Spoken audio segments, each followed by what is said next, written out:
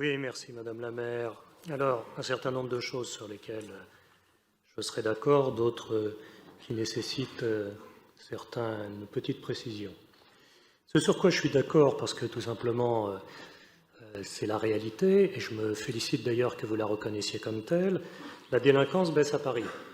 À l'exception, vous avez raison de le dire, des violences faites aux femmes. Là-dessus, les chiffres sont extrêmement, enfin des violences sexuelles, je veux dire d'une façon plus générale, les chiffres sont assez spectaculaires, c'est tout à fait juste dans ce contexte de baisse. Le nombre de viols sur les 9 premiers mois de l'année 2021 a déjà dépassé en constatation la totalité de l'année 2020. Même chose sur les agressions sexuelles enregistrées sur les premiers mois de 2021, et 2020 était une année qui succédait aux précédentes avec la même logique d'augmentation. Donc là-dessus, nous sommes parfaitement d'accord. C'est pour ça que, dès mon arrivée, j'ai essayé de prendre un certain nombre de mesures. Par rapport au constat d'ailleurs que vous faites, c'est vrai que lorsque je suis arrivé, j'ai constaté que la formation des policiers, je vous le dis parce qu'il n'y a pas de gendarmes à la préfecture de police, la formation des policiers était sans doute insuffisante en la matière. Nous avons déjà conduit un certain nombre d'initiatives et nous allons les poursuivre, notamment pour ce qui concerne les formations.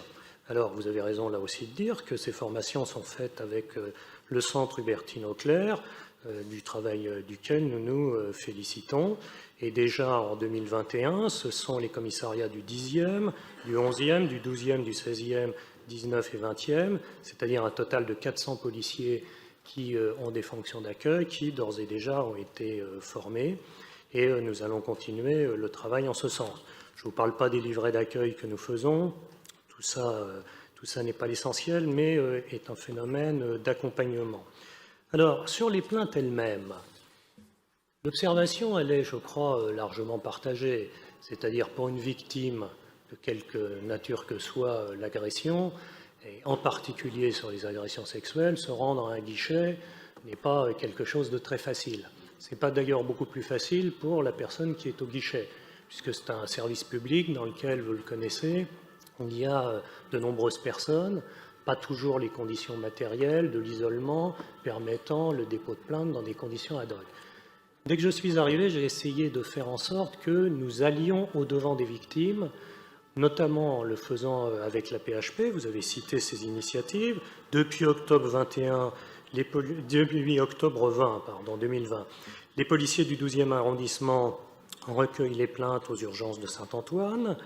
Mais nous le faisons aussi dans les maisons des femmes, Bichat depuis juillet 2021, octobre 2021 sur la Pitié-Salpêtrière, et en janvier 2022, nous le ferons sur la maison des femmes de l'Hôtel-Dieu.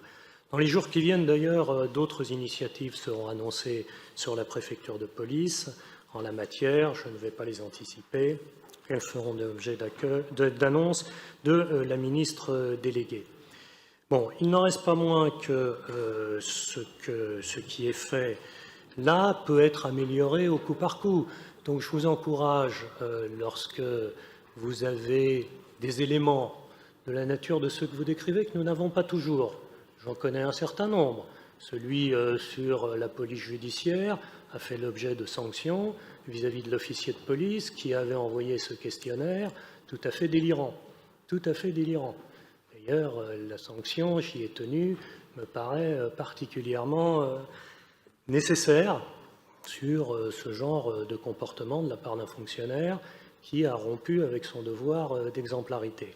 Mais il n'en reste pas moins que si vous avez connaissance de choses, vous avez l'air d'en savoir plus que moi sur ce qui se passerait dans un certain nombre de lieux d'accueil, mais de grâce, allez en parler aux différents commissaires.